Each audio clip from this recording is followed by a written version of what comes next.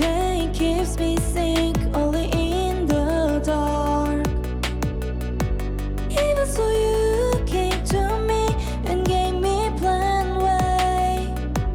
From the start you prepared.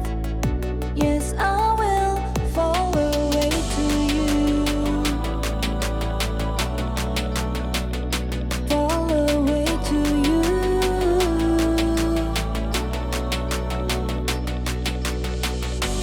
I believe your bigger plan. I believe your bigger love. Yes, you are the only one that saves me. I believe your bigger plan. I believe your bigger love. You show me way to you, and I'll follow way to you.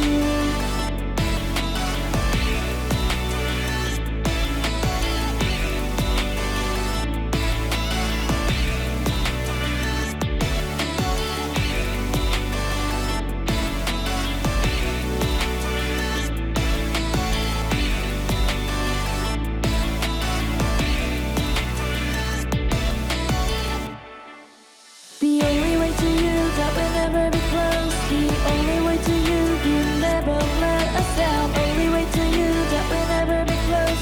The only way to you, the only way to you.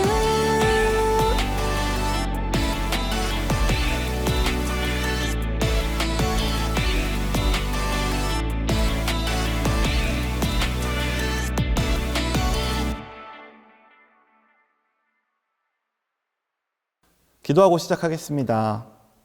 살아계신 하나님 감사합니다. 함께 이 채플 수업을 드릴 수 있게 하심을 감사합니다. 이 채플 수업이 사랑하는 우리 학생들 가운데에 도움이 될 수 있도록 도와주시옵소서. 이 모든 말씀 예수님의 이름으로 기도합니다. 아멘. 안녕하세요 여러분, 반갑습니다. 저는 호서대학교 교목실에서 일하고 있는 이우민 목사라고 합니다. 저는 오늘 여러분들이 지금 듣고 있는 이 채플과 관련된 몇 가지 내용들을 전달하고자 합니다. 제가 효과적으로 이 내용들을 전달하기 위해서요, Q&A 방식으로 여러분들과 이야기를 나누고자 합니다. 이 질문에서부터 출발하면 좋을 것 같은데요. 첫 번째 질문입니다. 채플이란 무엇인가요? 여러분, 채플이란 간단하게 이야기해보면 전 세계에 존재하는 많은 학교들 가운데에 기독교 정신으로 세워진 학교들이 많습니다. 그런 기독교 정신으로 세워진 학교에서 기독교가 가지고 있는 좋은 내용들을 전달하고자 시행되는 특별한 시간이 바로 채플이라고 볼 수 있습니다. 그래서요, 호서대학교에 채플 시간이 존재하는 이유는 호서대학교는 바로 기독교 정신으로 세워진 학교이기 때문입니다. 그래서요, 4학기를 필수로 해야 하는 채플 시간이 존재하는 것입니다. 자, 그 다음 질문은 이것입니다. 호서대학교 채플의 목적은 무엇인가요? 채플에 대해서 오해하는 부분들은 채플을 통해서 기독교로 개종시키려는 것 아니냐 하는 것입니다. 기독교로 강제 개종시키는 것이 호서대학교 채플의 주된 목적은 아닙니다. 그럼 호서대학교 채플의 중요한 교육 목적이 무엇인지 화면으로 한번 보도록 하겠습니다. 여러분들 학교 홈페이지에 들어가 보면 화면 상단에 호서 소개라는 메뉴가 있는데요. 이 메뉴를 클릭해 보면 호서대학교의 소개에 대한 다양한 정보들을 볼 수 있습니다. 여기에서 비전이라는 카테고리에 들어가 보면 우리 학교가 가지고 있는 비전에 대한 다양한 내용들을 볼 수 있습니다. 그 내용들 가운데 학교가 가지고 있는 교육의 목적을 보면 제일 위에 줄에 기독교 정신 함양이 있습니다. 호서대학교 교육 목적은요, 여러분들이 듣고 있는 채플과 기독교 교양 과목들을 통해서 학교의 교육 목적 가운데 하나인 기독교 정신 함양을 실행하고 있는 것입니다. 자, 그러면 자연스럽게 다음 두 가지 질문으로 넘어갈 수 있을 것 같습니다. 학교에서 이야기하는 기독교 정신이란 무엇인가요? 먼저 기독교 정신이 무엇인지 이야기하자면요. 기독교가 가지고 있는 정신을 예수님께서 축약해서 표현한 성경의 내용이 있습니다.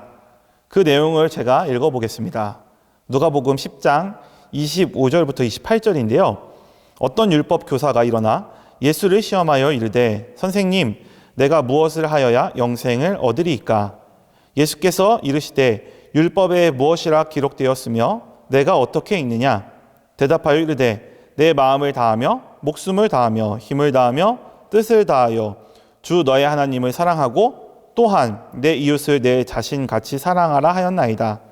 예수께서 이르시되 내 대답이 옳도다. 이를 행하라. 그러면 살리라 하시니. 예수님이 하신 이 말씀 안에서 기독교 정신을 발견할 수 있는데요. 그 기독교 정신이란 하나님을 사랑하고 내 이웃을 내 자신과 같이 사랑하는 것입니다. 체프를 통해서 여러분들에게 전달하고 싶은 것은 기독교 정신인데요. 그 기독교 정신은 하나님을 사랑하는 것, 내 자신을 사랑하는 것, 내 자신같이 이웃을 사랑하는 것입니다. 다음 질문은 이것입니다. 왜 기독교 정신을 배워야 하나요? 우리가 왜 기독교 정신을 배워야 하냐면 기독교 정신 함양이 실제적으로 사회나 개인의 삶 가운데에 미칠 수 있는 잠재적인 영향력 때문입니다. 우리가 일반적으로 배우는 전문 지식들은 지식 그 자체만으로 선하다 혹은 악하다라고 할 수 없습니다. 지식은 중립이지만 이 지식을 사용하는 사람이 어떠한 목적과 어떠한 동기를 가지고 사용하느냐에 따라서 지식은 선으로 사용될 수도 있고 악으로도 사용될 수 있습니다. 이에 대한 내용을 이해할 수 있는 단편적인 영상을 하나 보도록 하겠습니다.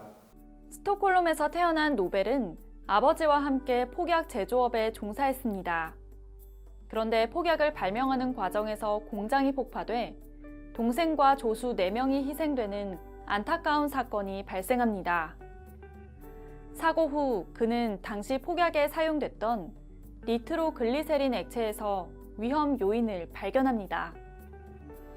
이후 노벨은 니트로글리세린을 규조토, 목탄, 면화약에 스며들게 해서 안전하게 고형 폭약을 완성했는데 이것이 바로 다이너마이트입니다. 이를 계기로 노벨의 다이너마이트 공장은 스웨덴, 독일, 영국 등에 세워졌고 1886년 세계 최초로 국제회사인 노벨 다이너마이트 트러스트사가 창설됐습니다. 이렇게 노벨이 만든 다이너마이트는 전 세계 곳곳에서 팔리기 시작했습니다. 그리고 그는 세계 최초로 카스피해 서안의 유전 개발에 성공했고 대규모 정유소를 건설해 유럽 최대의 부호로 떠올랐습니다. 그러나 노벨은 자신이 발명한 다이너마이트가 그의 의도와 다르게 전쟁 무기로 사용되는 것에 회의감이 들었고 학자로서 중요한 가치가 무엇인지 고민하게 됩니다.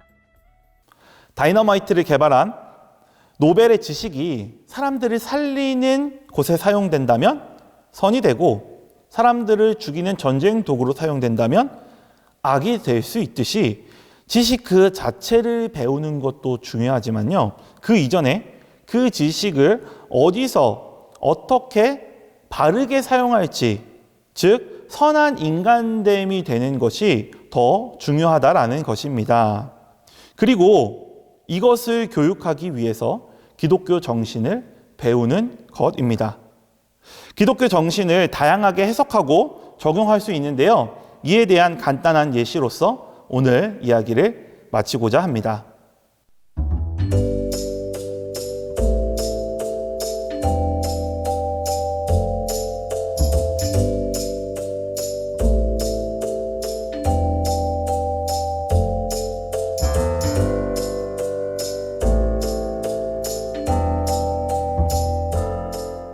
기도하겠습니다. 살아계신 하나님, 이 체프를 통해서 우리 사랑하는 학생들 기독교 정신을 이해할 수 있게 하시고 이들이 배우고 있는 과목 가운데에 적용할 수 있도록 하나님 도와주시옵소서.